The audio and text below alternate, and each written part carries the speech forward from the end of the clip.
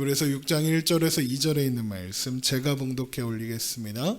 그러므로 우리가 그리스도의 도의 초보를 버리고 죽은 행실을 회개함과 하나님께 대한 신앙과 세례들과 안수와 죽은 자의 부활과 영원한 심판에 관한 교훈의 터를 다시 닦지 말고 완전한 대로 나아갈지니라. 아멘. 지난 시간까지 로마서의 말씀을 52주 동안 살펴보았고요. 그리고 이제 그 다음으로 설교하려고 준비하고 있는 게 열왕기의 이야기입니다.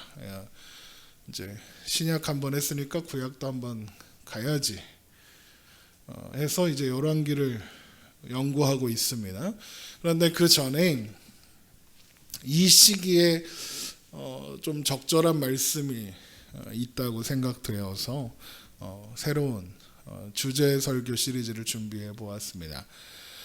삶을 살아가다 보면 누구나 그 삶 속에 슬럼프라는 게 찾아올 때가 있습니다. 여러 가지 이유로 찾아오죠. 그런데 이제 슬럼프는 보통 반복되는 일상 속에 지쳐서 그래서 찾아오는 것 같습니다.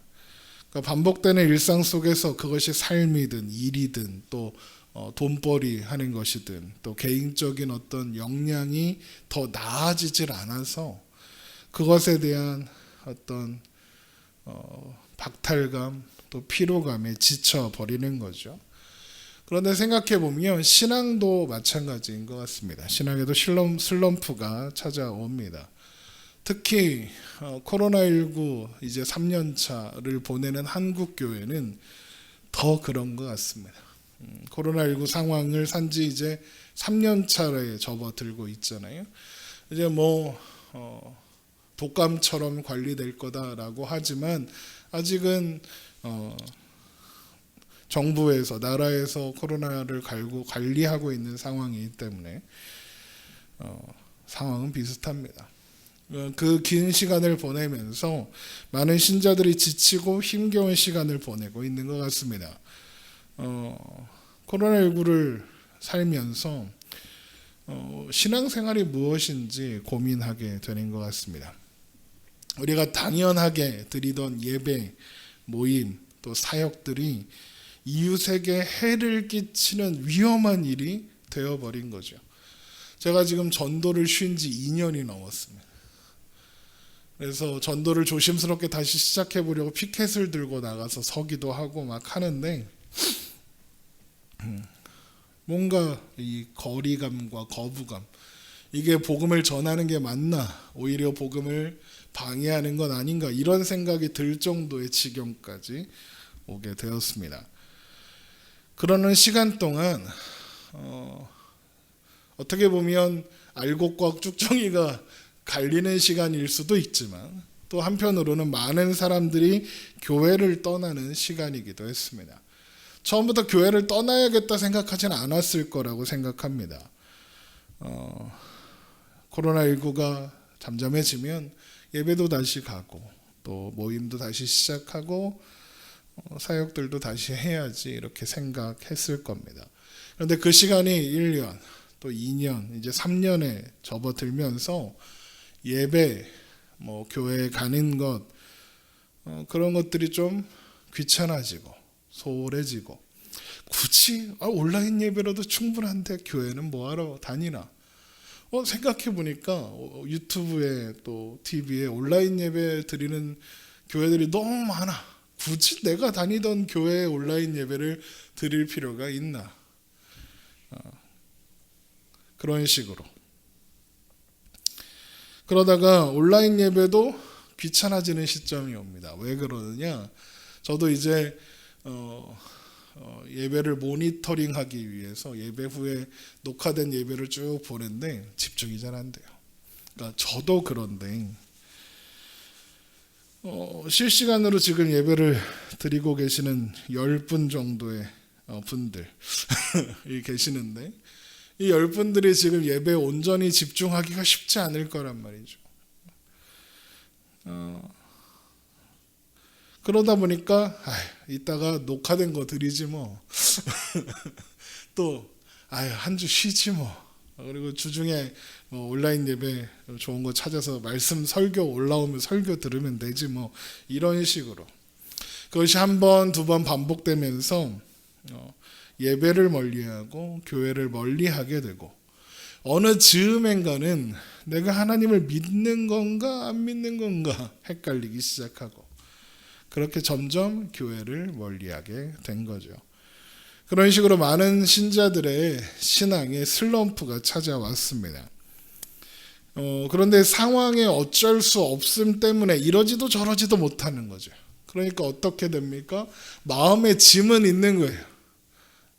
이게 믿음이라는 게 교회를 멀리하고 소홀히 했다고 완전히 사라지지 않습니다. 왜냐하면 하나님께서 그 영혼을 붙잡고 있기 때문에 마음에 부담이 늘 있어요.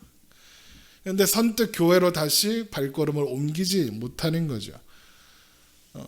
다른 사람들이 이야기할 것 없이 저도 그렇습니다. 코로나19와 상관없이 단단한 신자, 좋은 목사 하고 싶은데 그게 쉽지 않습니다. 이게 제가 유튜버도 아닌데 유튜버처럼 살고 있고 유튜버도 아닌데 조회수에 막 일희일비하고 전도를 못하니까 이게 뭐 아무것도 안 하는 것 같고 그러다 보면 막 설교 준비하는 내가 이걸 뭐하러 지금 이렇게 열심히 하고 있나 듣는 사람이 없는데 막 이런 생각도 들고 막 그런 슬럼프가 오는 것 같아요. 저도 그런데 일반 신자분들은 어떨까 이런 생각을 하게 됩니다. 그런 와중에 올림픽이 있었죠. 올림픽 별로 관심 없었는데 TV만 틀면 올림픽에 나와서 보게 됐습니다. 올림픽에 우리나라에서 뭐 스키면 스키, 스케이트면 스케이트 최고로 잘 타는 사람들 뽑아서 보냈겠죠. 그러니까 얼마나 대단한 사람들이겠습니까? 그런 선수들이 멋있어서 그런 사람들에 대한 영상 또 글 이런 걸 읽는데 재미있는 거, 놀라운 걸 발견했어요. 그게 뭐냐? 그렇게 대단한 사람들도 슬럼프에 빠지더라는 거예요. 그런 대단한 사람들이 슬럼프에 빠진다고? 그게 첫 번째 의아했는데 그래서 그러면 슬럼프를 어떻게 극복할까? 라고 궁금해서 찾아보니 그렇대요. 처음부터 다시 시작한다. 스케이트를 처음 타던 날처럼 신발끈 묶는 그 스케이트의 줄을 묶는 법부터 다시 시작한대요. 마치 걸음마 하듯이 한 걸음 한 걸음 달리기를 다시 하고 그렇게 한다고 하더라고요. 그래서 그 세계적인 수준의 어떤 우리 선수들이 훈련을 할 때 제일 신경 쓰는 게 뭐냐? 기초 중에 기초라. 아주 기본적인 동작들을 반복하고 또 반복하더라고요. 그 피겨 스케이팅 저는 김연아 말고는 우리나라에 피겨 스케이팅 하는 사람이 없는 줄 알았는데 되게 훌륭한 선수들이 많더라고요. 근데 그 선수들이 훈련을 하는 모습을 보니까 뭐 막 점프 뛰고 이래야 될 것 같잖아요. 근데 제일 많이 하는 훈련이 뭐냐 그랬더니 뜀박질이래요. 왜 뜀박질을 하느냐? 점프를 하려면 도움닫기를 해야 하고 그러려면 다리의 힘이 강해야 되기 때문에 라고 하더라고요. 그러니까 기본적인 걸 하는 거예요. 그래서 슬럼프가 찾아오고 늘 실력이 늘지 않는 것 같은 그런 슬럼프가 찾아와도 그걸 처음 기본적인 거를 훈련하고 또 훈련하고 하다 보면 어느새 슬럼프를 극복하고 원래의 기량보다 더 한 걸음 더 나아가는 그런 일들이 일어난다고 하더라고요. 존 웨슬리라는 목사님이 계세요. 이게 감리교를 창시하신 분인데 그분이 그분의 일기를 보면 그분의 영적인 침체 때문에 슬럼프에 빠졌던 때의 이야기가 기록되어 있어요. 이분이 힘들어하는 걸 주위의 친한 목사님들은 아셨지 않겠습니까? 그래서 절친이자 장로교 목사였던 조지 휘필드라는 목사님이 찾아가서 위로했다고 합니다. 그랬더니 존 웨슬리 목사님이 조지 휘필드 목사님한테 이렇게 말했대요. 나는 이제 믿음이 뭔지도 모르겠다. 내가 지금 성공의 목사로 사역을 하고 설교를 하는 목사님이 자기가 믿음이 뭔지 난 믿음이 없는 것 같다 이렇게 이야기를 했다는 거죠. 그 이야기를 조용히 듣고 있던 조지 필드 목사가 존 웨슬리 목사님에게 이런 조언을 합니다. 믿음이 생길 때까지 믿음에 대해서 설교하세요. 실제로 존 웨슬리 목사님 이후로 믿음에 대해서 설교하기 시작합니다. 그리고 그 설교는 설교를 듣는 청중들 뿐만 아니라 존 웨슬리 목사님 자신에게도 도전이 되고 용기가 되어서 그 영적인 슬럼프를 잘 극복하고 결국에는 감리교회, 영국 사회의 성공회를 뒤집고 감리교를 세우는 그런 일을 할 수 있었던 거죠. 생각해보면 존 웨슬리 목사가 신학도 공부하고 성경도 그렇게 많이 공부한 사람이 믿음이 뭔지를 몰랐겠습니까? 알았겠죠. 영적 침체, 영적인 슬럼프가 찾아와도 자신이 알고 있는 믿음 그거 다 알고 있었을 겁니다. 그런데 그 슬럼프 때문에 자신이 가지고 있는 믿음과 신앙에 대한 회의와 의심과 실망이 찾아오는 거예요. 그런데 그런 영적 침체에 있었던 존 웨슬리 목사를 건져 올린 게 무엇이었냐? 믿음에 대한 설교. 그러니까 말씀의 힘이었던 거죠. 오늘 우리가 본문으로 함께 읽은 로마서 6장의 말씀도 보면 구원을 받은 사람, 그리스도인의 성장에 대한 이야기가 기록되어 있어요.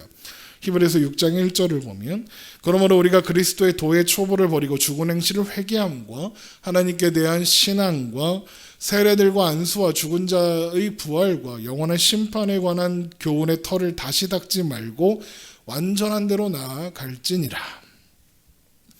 이 말씀은 때때로 오해되곤 합니다. 왜냐하면 그리스도의 도의 초보를 버리고라는 부분 때문에 그래요. 뭔가 초보적인 신앙은 버리고 나아가라 이렇게 보이기 때문입니다. 물론 그 말 자체는 맞죠. 우리는 자라가야 해요. 그리스도의 도의 초보에 머물지 않고 초보적인 신앙에 머물지 않고 나아가야 합니다. 에베소서 4장 13절에 보면 우리가 다 하나님의 아들을 믿는 것과 아는 일에 하나가 되어 온전한 사람을 이루어 그리스도의 장성한 분량이 충만한 데까지 이르리니 이는 우리가 이제부터 어린아이가 되지 아니하여 사람의 속임수와 간사한 유혹에 빠져 온갖 교훈의 풍조에 밀려 요동하지 않게 하려 함이라 라고 했습니다. 신자들은 하나님을 아는 것과 하나님의 아들을 믿는 것과 아는 것으로 그리스도의 장성한 분량이 충만한 데까지 이르는 것으로 세상의 풍조에 밀려 흔들리지 않을 수 있다 그러죠. 그러려면 하나님의 아들을 믿는 것과 아는 것을 위해서 한마디로 하면 복음, 한마디로 하면 진리 위에 단단히 서야 하는 겁니다. 히브리서의 표현으로 하면 그리스도의 도의 초보가 단단하게 세워져야 하는 거죠. 버리는 게 아니라요. 히브리서 6장의 말씀도 사실 그리스도의 도의 초보를 버려라 이런 뜻이 아니고 버리지 말고 단단히 세우라 이런 뜻이에요. 히브리서의 6장의 말씀을 보면 한번 볼까요? 보면 말씀이 쭉 이어지잖아요. 그런데 2절에 보면 교훈의 털을 다시 닦지 말고 해서 말라라는 이 그 부정어가 앞에 있는 버리고에도 걸려요. 그러니까 버리지 말고 다시 닦지 말고 완전한 대로 나아갈지니라 인 거예요. 그러니까 기초를 단단히 해두고 그 기초 위에서 이제 완전한 대로 나아가야 한다. 이런 말인 거죠. 그러니까 분명 이걸 뒤집으면 완전한 대로 나아가기 위해서 뭐가 필요하다는 거예요? 기초가 필요하다는 거예요. 그리스도의 도의 초보가 단단히 닦여야 한다는 거죠. 그래서 준비한 시리즈가 기독교 에센스라는 시리즈입니다. 여러분 에센스가 뭐죠? 여성분들은 아시죠? 에센스 보통 화장할 때 제일 먼저 하는 게 에센스 기초라고 하더라고요. 에센스의 사전적 의미가 뭐냐면 본질, 진수, 진액 이런 뜻입니다. 그러니까 화장을 할 때도 에센스를 잘해야 화장이 잘 먹는데요. 그러면 기독교 에센스 하면 뭐겠어요? 기초, 기독교의 기초다 이런 뜻이죠. 나아가서 기독교의 본질, 기독교의 진수 이런 뜻도 되는 겁니다. 코로나19로 인해서 많은 사람들이 어려운 시간을 보내고 있고 또 어려운 시간을 보내고 있는 우리들에게 기초를 돌아보고 점검하는 것, 마치 처음 신자가 된 사람처럼 ABC부터 다시 배우고 듣는 이 일이 도움이 될 거라고 저는 믿습니다. 사실 교회에 처음 다니기 시작할 때 배워야 하는 것들이 있는데 안 배우고 그냥 교회에 출석하는 것으로 아는 걸로 치고 넘어가는 경우가 되게 많아요. 그러니까 사실 ABC를 알고 있다고 생각하면서도 사실 모르는 사람들이 참 많기도 합니다. 말씀을 듣게 될 여러분에게 그리고 저에게 신앙의 기초부터 다져가는 게 아무것도 모르기 때문이다. 그런 분들은 또 도움이 될 거고 다 알고 있다 라는 분들에게는 또 그만큼 도움이 될 겁니다. 여러분이 아무것도 모를 테니까 들어라 이런 이야기가 아니라 우리가 이미 충분히 알 것을 알고 있을 거다라고 전제하고 이야기를 할 겁니다. 물론 또 처음 들어보는 사람들에게도 도움이 되게끔 준비를 할 거고요. 지난 시간까지 살펴본 로마서에서 바울이 이런 말을 하잖아요. 내가 왜 로마서를 썼느냐라는 말을 하기 전에 이런 말을 해요. 내 형제들아 너희가 스스로 선함이 가득하고 모든 지식이 차서 능히 서로 권하는 자임을 나도 확신하노라. 그러니까 바울이 로마 교회 신자들에게 선함이 가득하고 모든 지식이 차서 능히 서로를 권하는 자라는 걸 확신한다는 겁니다. 그러니까 이 말을 다르게 오늘 본문의 표현으로 하면 그리스도의 도의 초보가 단단히 닦여 있다는 걸 나도 안다 이런 뜻인 거죠. 그런 것처럼 우리도 교회를 원투데이 다닌 게 아니잖아요. 하나에 두해 다닌 게 아니라 거의 평생을 다닌 분들도 있을 텐데 많이 듣고 많이 배워서 알 만큼 알아요. 로마 교회 신자들처럼요. 그런데 바울이 로마 교회의 로마서를 복음의 기본적인 것부터 다시 점검하도록 로마서를 써서 보내잖아요. 왜 그랬냐? 로마서 15장 15절 그러나 내가 너희로 다시 생각나게 하려고 하나님께서 내게 주신 은혜로 말미암아 더욱 담대히 대량 너희에게 썼노니. 하나님께서 은혜를 주셔서 로마 교회 신자들에게 다시 생각나게 하라 하셨다는 거예요. 이미 충분한 지식이 있어요. 그런데 다시 생각해야 하는 거예요. 복습해야 한다는 얘기인 거죠. 이미 충분한 지식이 있지만 끊임없이 반복해서 듣고 다시 기억해야 하는 거예요. 제가 어려서 공부할 때 초등학교, 중학교, 고등학교 다닐 때는 몰랐는데 요즘에 이제 집에서 둘째 아이를 가르치면서 보니까 아이들이 배우는 내용이 상당히 치밀하게 짜여져 있어요. 이게 배워야 할 것을 배워야 할 때 잘 배우면 그 위에 새로운 지식을 쌓고 이렇게 하나 차곡차곡 쌓아가는 방식으로 되어 있더라고요. 그래서 기초가 되는 앞에 개념을 잘 이해하고 있으면 새로운 문제가 나왔을 때 그걸 가지고 앞에서 배운 개념을 확장하고 적용해서 그 다음 문제를 푸는 거예요. 그러니까 앞에 게 잘 돼 있으면 새로운 게 나와도 그거를 처음 보면 어렵겠지만 이미 기초가 잘 닦여 있으면 그 문제가 더 어렵지 않은 거죠. 근데 문제는 뭐냐? 이게 커서 보니까 그게 보이는데 공부를 해가는 당시에는 그런 연관성과 그런 확장성이 잘 보이지 않고 잘 이해가 안 되는 그런 일들이 많은 거죠. 제가 그랬어요. 그러니까 중학교 1학년 때 수학을 포기했죠. 이게 난 초등학교 때 배운 거랑 연결되는 거다라는 걸 알았으면 중학교 1학년 때 안 그랬을 텐데. 그러니까 수학을 그렇게 포기해 가는 거예요. 그러다 보니까 매 순간 배우는 게 새로운 거예요. 앞에서 배운 거랑 연결을 못 지으니까. 새로운 게 아니라 앞에서 배운 것들의 확장인데 그게 잘 안 보이니까. 우리가 그리스도 안에서 자라갈 때도 완전한 데까지 자라가는 과정도 보면 성경을 보고 설교를 듣고 그럴 때도 비슷한 현상이 일어나요.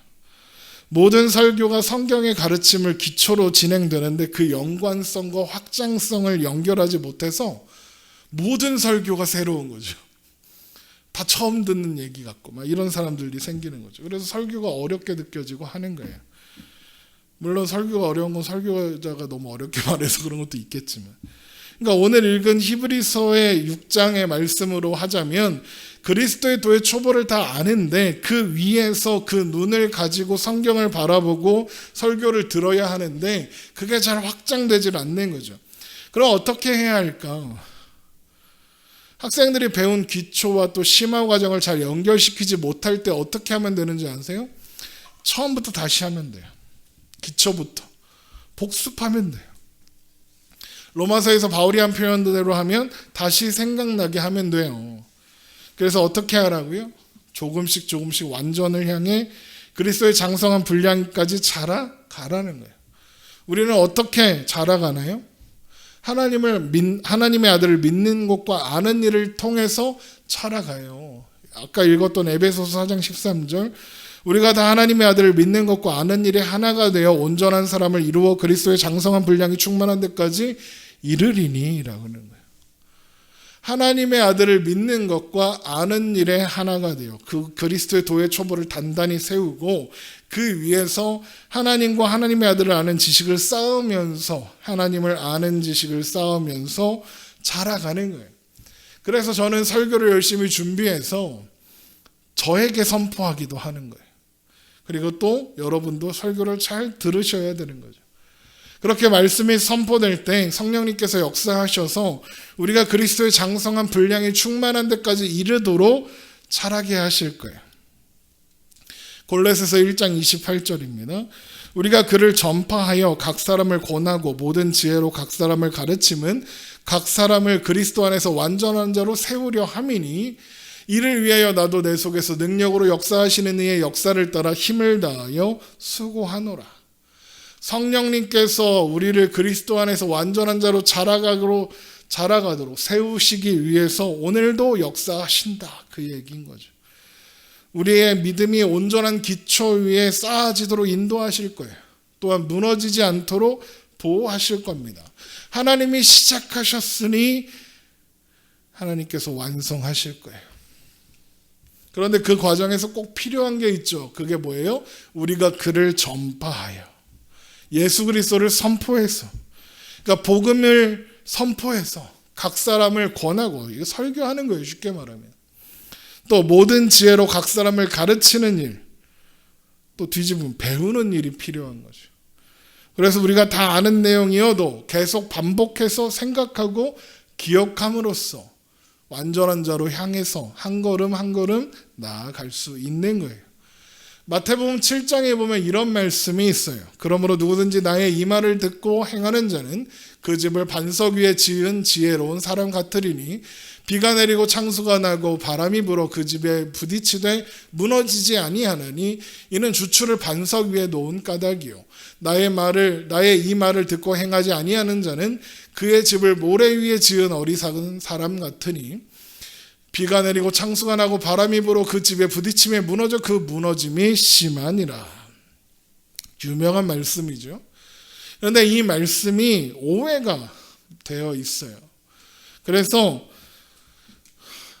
주님의 말씀을 듣고 실천했냐 안 했냐, 실천했으면 반석 위에 집을 지은 지혜로운 사람이고 믿음의 행위를 실천하지 못했으면 모래 위에 집을 지은 미련한 사람이고 이렇게 생각합니다. 그래서 찬송가 204장도 보면 1절에는 주의 말씀 듣고서 준행하는 자는 반석 위에 터 닫고 집을 지은 같다 이래놓고 2절에는 주의 말씀 듣고도 행치 않는 자는 모래 위에 터 닫고 집을 지은 같다 이렇게 해놨죠. 그런데 이 말씀은 주의 말씀을 듣고 실행했다, 듣기는 들었는데 실행하지 않았다, 그런 비교를 하는 게 아니에요. 자세히 한번 보세요. 이 말씀의 핵심은 집을 지었느냐 못 지었느냐가 아니에요. 둘 다 집을 지었어요. 핵심이 뭐죠? 반석 위에 집을 지었느냐, 모래 위에 집을 지었느냐죠. 반석 위에 집을 지었느냐, 어디에 집을 지었느냐에만 관심이 있는 거예요. 반석이 위에 집을 지은 사람이 지혜로운 사람이고, 모래 위에 집을 지은 사람은 어린 석은 사람이라 그러는 거예요. 집을 멋떨어지게 잘 지었다, 그 사람이 성실한 사람. 집을 잘 못 지었다, 게으른 사람 하지 않는다고요. 그런데도 우리는 이 말씀을 듣고, 주의 말씀을 듣고 실행한 자와 주의 말씀을 듣기는 들었는데 실행하지 않은 자로 쉽게 생각하는 거죠. 이게 실천의 의무, 어떤 그런 걸 이야기하는 거라면 기초가 아니라 집을 이야기해요. 어떤 사람은 말씀을 듣고 믿음으로 행해서 아파트 20층 아파트를 지었는데, 누구는 잘 못 지켜서 안 지켜서 1층 집도 짓다 말았다, 이래야 맞잖아요. 그런데 둘 다 집을 지었다고요.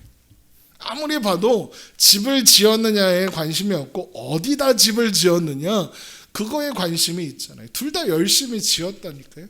그런데 기초에 따라서 전혀 결과가 달라졌는 거죠.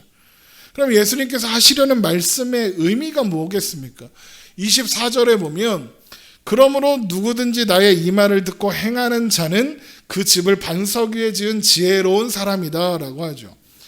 주의 말씀을 듣고 했다, 이거예요.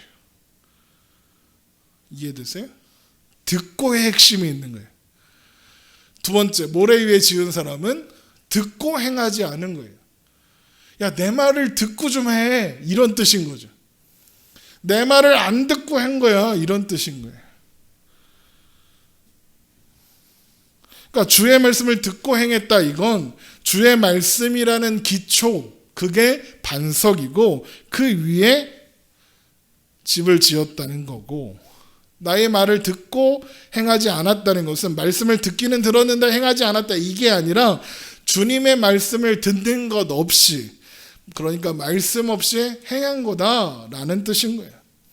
둘 다 똑같이 집을 지었지만 하나는 반석 위에 지어서 튼튼했고 하나는 모래 위에 지었기 때문에 무너진 거예요.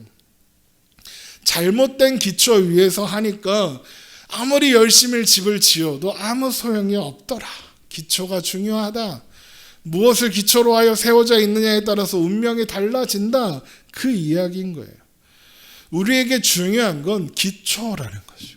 말씀이라는, 주의 말씀이라는 기초, 복음이라는 기초 위에 서 있느냐, 예수 그리스도라는 기초 위에 서 있느냐, 그 다음에 우리의 신앙, 우리의 삶, 우리의 행위도 따라와야 하는 거죠.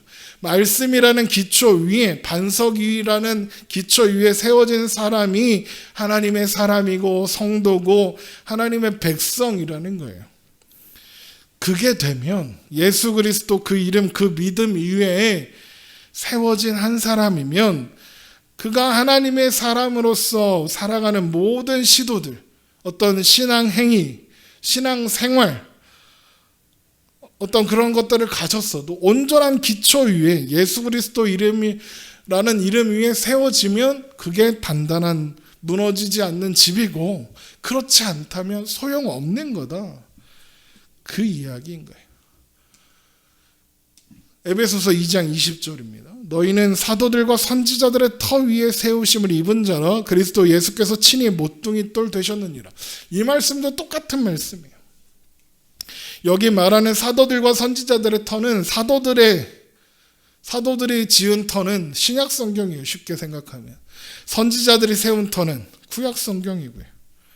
신약과 구약이라는 터 위에 우리가 세우심을 받았는데 그 사이에 누가 계세요? 모퉁이 돌 되시는 예수님이 계시는 거예요. 모퉁이 돌은 기둥을 그냥 세우면 넘어지잖아요. 그래서 돌을 세우고 그 위에 기둥을 박는 거예요. 기둥이 넘어지지 않게 지지하는 거죠. 그러니까 신약과 구약의 터 위에 우리가 세워지는데 그 위에 단단히 설 수 있도록 연결시켜 주시는 분이 예수 그리스도다, 그 이야기인 거예요. 말씀이라는 터 위에 세움을 받아 예수 그리스도로 말미암아 연결될 때 우리는 비로소 굳게 세워진 단단한 집을, 교회를 세울 수 있게 되는 거예요. 물론 착각하지 말 건 우리가 말씀을 듣고 배운다고 해서 자동으로 반석 위에 세워지고 자동으로 우리의 신앙이 단단해지고 그러는 건 아니에요. 우리의 기초는 배움이 아니라 배움의 내용이에요. 이해되세요? 학교를 다닌다고 그래서 졸업장을 딴다고 배운 게 아니에요. 이해되시죠? 컴퓨터 학원 10년 다녔는데 이게 마우스고 컴퓨터는 이렇게 키는 거야. 이거밖에 모르는 사람도 있어요. 말씀을 듣고 배울 때 그냥 교회만 왔다 하고 그렇게 끝나지 말고 배우는 내용이 내 안에 채워져야 될 거 아니에요. 그 채워지는 게 어떻게 하느냐? 말씀을 듣고 배울 때 하나님께서 역사하셔서 우리 안에 채워주셔야 가능한 거예요. 그러면 가만히 있으면 하나님이 안 채워주시죠. 일단 학교는 가야 배울 거 아니에요. 시편 62편 6절입니다. 오직 그만이 나의 반석이시오 하나님이요 나의 구원이시오 나의 요새이시니 내가 흔들리지 아니하리로다. 여러분, 우리가 의지해야 할 것은 지식이 아니에요. 우리는 지식을 의지하지 않습니다. 우린 지식 위에 세워지는 사람들이 아니에요. 믿음이라는, 말씀이라는 반석 위에, 하나님의 약속 위에 세워지는 거예요. 성경 지식도 마찬가지예요. 우리가 의지하고 우리가 의존하는 대상은 지식이 아니라 말씀 가운데 역사하시는 하나님, 우리를 든든히 반석 위에 서게 하시는 삼위 하나님을 의지하고 의존하여 사는 거예요. 지식은요, 누구나 쌓을 수 있어요. 예수 안 믿는 사람도 쌓을 수 있어요. 제가 아는 유명한 스님 중에 유럽에 종교 철학을 전공하러 갔다 오신 분도 있어요. 근데 종교 철학을 유럽에 가서 배우면 어디 가서 배울까요? 신학교 가서 배워요. 기숙사 생활하면서 아침마다 새벽 예배 하셨대요. 그렇게 3년을 공부해서 종교 철학 박사가 돼서 돌아오셨는데 3년을 말씀을 듣고 3년을 말씀을 연구했으면 믿을만 하지 않아요? 주지 스님이 되셨어요. 예수 안 믿는다고요. 자기는 3년 동안 들었는데 안 믿어진다는 거예요. 지식은 누구나 배울 수 있지만 그 지식이 신앙의 기초가 되는 건 전혀 다른 일인 거예요. 그 지식이 신앙의 기초가 되어서 그리스도의 장성한 분량까지 자라가게 하는 도구가 되는 사람들도 있지만 그 지식이 믿지 않을 근거가 되기도 해요. 희한하죠. 같은 걸 듣고 배웠는데 정반대의 길로 가더라는 거예요. 고린도전서 1장 22절 유대인은 표적을 구하고 헬라인은 지혜를 찾으나 우리는 십자가에 못 박힌 그리스도를 전하니 유대인에게는 거리끼는 것이요 이방인에게는 미련한 것이로되 오직 부르심을 받은 자들에게는 유대인이나 헬라인이나 그리스도는 하나님의 능력이요 하나님의 지혜니라. 같은 걸 들었는데 누구는 미련하고 거리끼다 그러는 거예요. 야, 그게 말이 되냐? 하나님이 세상을 창조하셨다고 웃기고 있는데 진화했지, 진화. 야, 그게 훨씬 과학적이지. 말도 안 되는 소리 하지 마. 어떻게 죽었던 사람이 살아서 다시 살아나냐? 신화지, 신화. 웃기는 소리 하지 마.